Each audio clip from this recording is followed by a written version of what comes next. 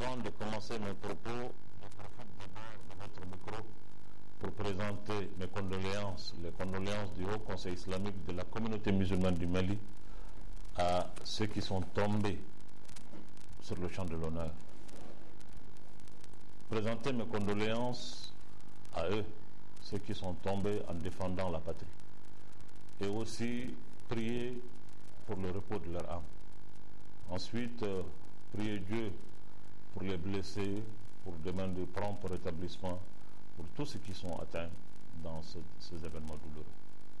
C'est d'abord un président du Haut Conseil islamique qui a le cœur meurtri. Meurtri de voir ce grand pays dans cette situation aujourd'hui.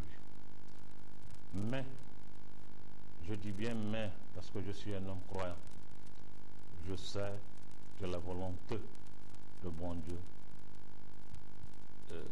c'est une volonté qui sera faite, on n'y peut rien. On prend ça avec beaucoup de philosophie et beaucoup de confiance en Dieu et en nous-mêmes.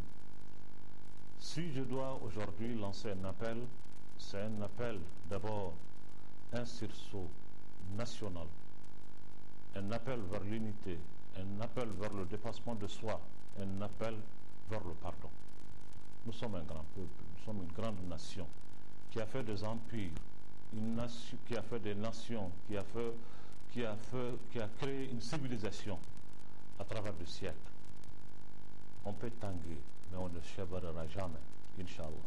C'est ma conviction.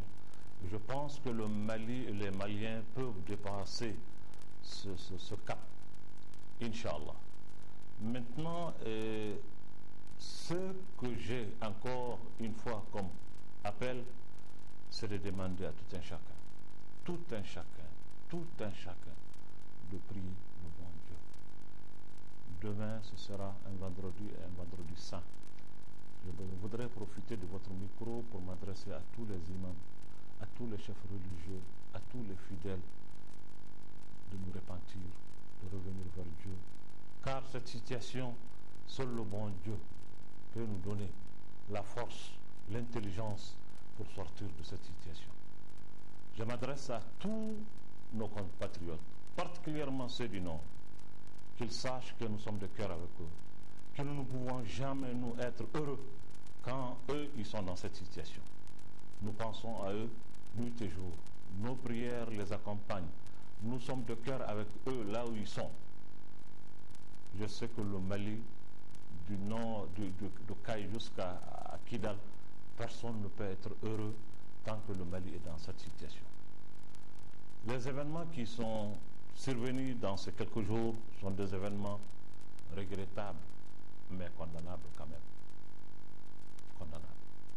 Il n'est pas acceptable que qu'on prenne des fusils pour se retourner contre nous-mêmes. Qu'on accepte que d'autres viennent avec des fusils pour tuer des Maliens. Ça, c'est des situations qu'il faut condamner, parce que c'est condamnable. Quand il faut condamner, il faut condamner. Nous regrettons ce qui s'est passé, mais nous condamnons le fait de prendre des armes aujourd'hui à Bamako, dans la capitale nationale, pour créer cette situation dans le pays. Ça, c'est des situations qui ne sont pas acceptables, parce que le Mali a besoin d'autre chose aujourd'hui que ça.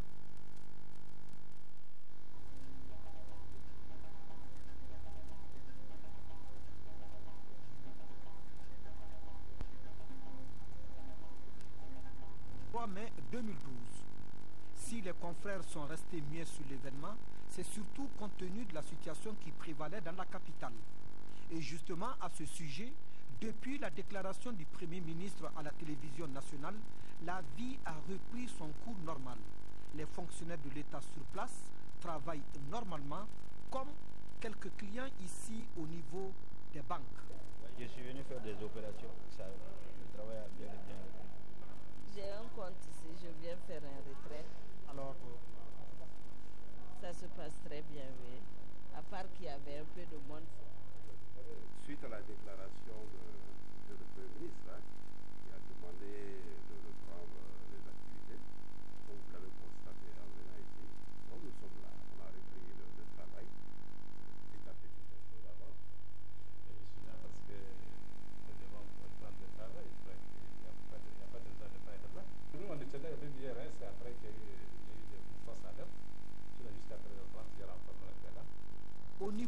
commerce général, aucune inquiétude. Dans les stations d'essence, l'approvisionnement en carburant se fait sans difficulté, tout comme dans les cyber. Le travail a repris, bon, tout le monde est là actuellement, c'est tranquille, donc j'aimerais que ce soit une continuité et que vraiment ce qu'on a vu la fois passée soit vraiment un rêve pour nous, quoi. Le travail a repris, hein? Oui, ça a été repris. En tout cas, je suis très contente. L'activité continue et tout va bien. Que ce soit le marché, que ce soit les services, tout le monde a repris et tout se passe bien. Cependant, grandes sont les attentes des populations, ça et là. Que tous les Maliens puissent se donner la main à l'unisson, bâtissons le Mali ensemble. Que les gens arrêtent d'écouter des fausses informations, que l'opinion internationale vienne pour s'acquérir de tout ce qui se passe ici. On ne veut pas que le Mali soit comme, je prends par exemple sur le cas de la Côte d'Ivoire et d'autres pays. Parce que le Mali, il y a le Sinangouya, bon, il y a le Tchadiya. Bon, venez, on va manger ensemble. Moi, je crois que c'est tout ça, c'est au Mali. Hein. Et puis, bon, le Mali, c'est un terre d'accueil aussi. Donc, moi, j'aimerais vraiment que le Mali soit comme elle était avant. Ah, il faut la quiétude. Il faut vraiment la quiétude parce qu'on ne peut pas rester constamment sur le qui-vive. Donc, on sait purement qu'il y a la quiétude.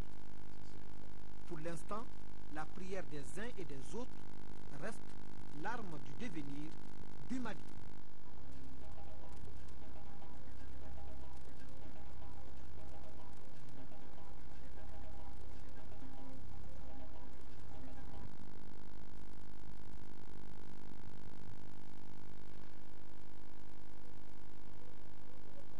C'est de l'inquiétude, c'est la désinformation, la non-prise de position sereine de la politique envers la population, envers la situation actuelle. C'est vraiment déplorable, vraiment. Ça fait peur, c'est une crainte, et puis surtout que nous au Mali on ne connaît pas ça, nous ne sommes pas habitués à ça. Depuis l'indépendance à nos jours, on n'a jamais vécu de cette situation. Donc on se dit même, est-ce que nous sommes au Mali? Parce que le Mali c'est la culture, c'est le cousinage, on ne connaît pas les armes. Donc ça c'est vraiment quelque chose qui fait honte, ce n'est pas digne de notre pays, de nous-mêmes. C'est un peu décourageant, quoi. Parce que nous sommes tous des Maliens. Pour moi, je ne pense pas que les Maliens se prennent les armes contre eux-mêmes. Pour moi, c'est un peu violent. L'appel que je lance au gouvernement et à l'armée malienne, c'est de mettre au service, de sécuriser la population malienne. Parce que la population malienne souffre maintenant. Quand j'ai vu les balles en train de circuler à Bamako, là, ça m'a fait peur, quoi. C'est un peu décourageant. Là, j'ai un appel au gouvernement de mettre au travail pour la réconciliation, pour que l'arme cesse de circuler à Bamako. Moi, cet événement m'a vraiment dépassé, que je ne sais même pas quoi dire. Si on a telle situation au nord et que nos soldats sont en train de se tuer ici, c'est désolant. Beaucoup d'inquiétudes. Aujourd'hui, ce dont on a besoin, ce ne sont plus ces troubles-là. C'est plutôt la quiétude, l'apaisement. Ce qui s'est passé, ça s'est déjà passé. Donc je pense qu'aujourd'hui, il est temps pour les uns et les autres de se comprendre et de se mettre au travail. Parce qu'on ne va pas demeurer indéfiniment dans cette situation. Il faut que les uns et les autres comprennent qu'aujourd'hui, le Mali n'a pas besoin de ces troubles-là. On est déjà dans une situation difficile. Il faut faire face à ces difficultés-là. Moi, je pense qu'eux-mêmes doivent savoir qu'ils sont là pour sécuriser le pays et non vraiment pour nous déstabiliser. Vraiment.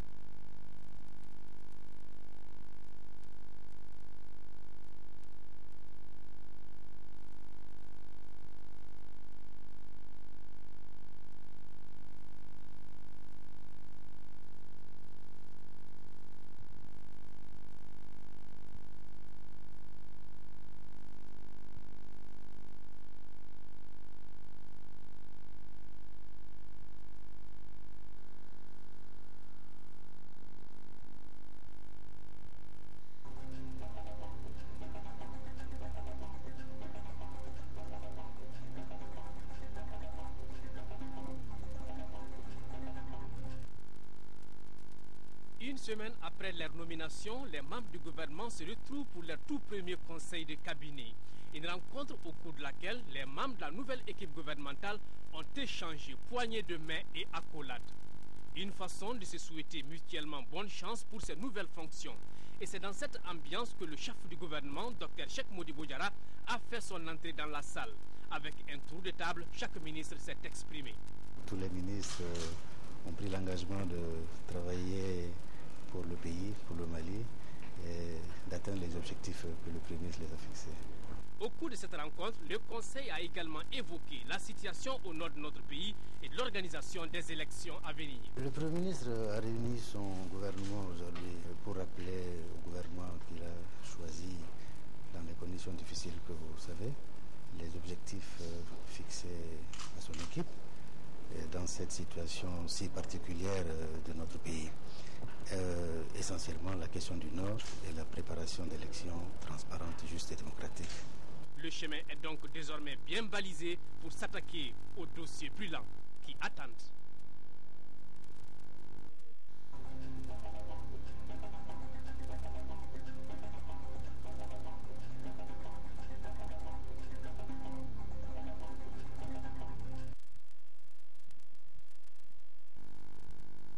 Premier conseil des cabinets du nouveau gouvernement, premier rendez-vous de travail pour les nouveaux membres du gouvernement, une semaine seulement après leur nomination. Tous ont répondu présents sauf celui de la communication. Toujours aux aguets, les journalistes ont également signé leur présence dans la salle, seulement 10 minutes, le temps de flasher ou de fixer quelques images avant d'être priés de prendre la porte par un conseiller à la communication bien en verbe. À l'intérieur, les travaux vont durer 5 heures d'horloge, avec seulement 5 minutes de pause. Pour bon nombre de journalistes qui montaient la garde dans les salons et dans les couloirs de la primature, l'attente fut longue, difficile de tenir sans tomber dans les bras de Morphy.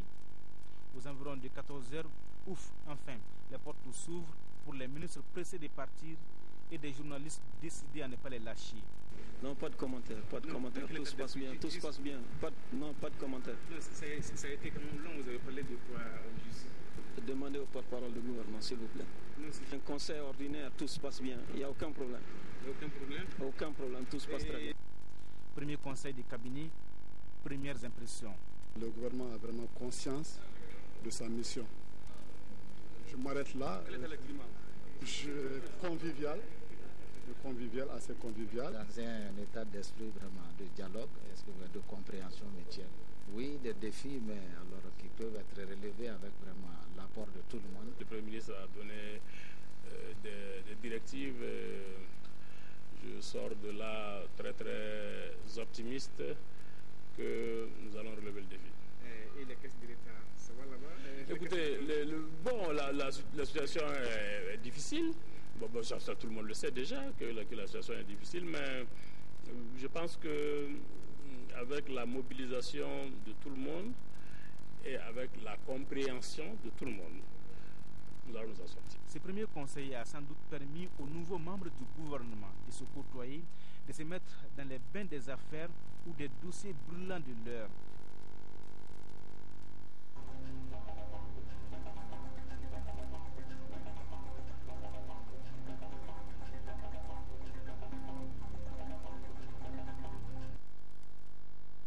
Cette donation humanitaire au service de santé des armées et de la protection civile de Mopti est composée de produits pharmaceutiques, de lits d'hospitalisation et de matériel d'abri provisoire, plus des couvertures. Ce geste d'altruisme est l'œuvre de la Direction générale de la protection civile et ses partenaires très efficaces, l'Organisation internationale de la protection civile et Plan Mali. Il vient renforcer les capacités techniques et opérationnelles des structures bénéficiaires très sollicitées en ce moment avec la situation dans le septentrion du Mali. À cet effet, dans le cadre de sa mission régalienne, la Direction générale de la protection civile, en partenariat avec l'OIPC et Plan Mali, ont dépêché une mission en vue de renforcer la plateforme en portant un soutien en matériel et médicaments pour renforcer les capacités des services de santé des armées et de la protection civile. Pour l'autorité régionale, cette donation vient à point nommé. Nous voudrons, au nom des autorités, et singulièrement au nom des populations de la région de Mopti, hôtes des populations déplacées à la suite de la crise du Nord. Et en leur nom, vous remercier très sincèrement pour ce geste humanitaire. Geste qui va au plus profond du cœur des populations déplacées, de ces populations à ceux qui les ont accueillis dans des foyers, dans des ménages, mais aussi au niveau aujourd'hui en région de Mopti de 3 sites. En marge de cette cérémonie modeste mais combien significative, un site des déplacés a reçu la visite des autorités locales et des responsables de la Direction générale de la protection civile.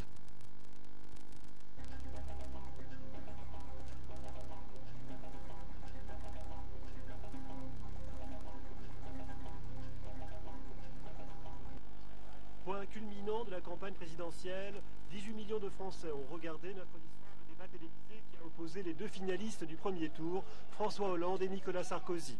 Un débat où chacun a pu mettre en avant sa vision et ses priorités, un face-à-face de 3 heures, souvent tendu, dominé par les questions économiques, dette, déficit et fiscalité. Le premier budget du pays, c'est celui des intérêts de la dette. Eh bien, cette dette publique, elle est née à la fois de vos largesses fiscales pour les plus favorisés et en même temps de cette incapacité qui a été la vôtre de maîtriser la dépense publique. Chacun y est allé de sa différence, plus de redistribution fiscale pour le candidat socialiste, plus de compétitivité économique pour le président sortant. Il y a une différence entre nous. Vous voulez moins de riches, moi je veux moins de pauvres. Et il y a à la fois plus de pauvres et des riches plus riches. Ce n'est pas exact. Si, c'est vrai. Et ce n'est pas une plaisanterie. Et ce n'est pas une plaisanterie, c'est hélas une réalité. La France est en Europe et dans un monde ouvert. Qu'est-ce que vous voulez, monsieur Hollande? Que tout le monde s'en aille? Que plus personne ne puisse payer des impôts ici? Sur l'école, Nicolas Sarkozy veut des enseignants plus présents et mieux payés. François Hollande veut créer 60 000 postes supplémentaires. Je veux que l'éducation soit la grande priorité. Parce que c'est pour la jeunesse que je veux m'engager pour le prochain quinquennat. Autre sujet de crispation, l'immigration, après les 18% de voix recueillies au premier tour par Marine Le Pen, la candidate du Front National. J'ai donc proposé sur les 5 années qui viennent de faire en sorte que nous divisions par 2 le flux migratoire entrant en France, 180 000, 90 000. Un débat rude, sans vainqueur ni vaincu, même si François Hollande n'a rien lâché et s'est montré plus pugnace que certains ne le pensaient. Les électeurs français décideront dimanche celui qu'ils veulent voir diriger le pays pour les 5 années à venir.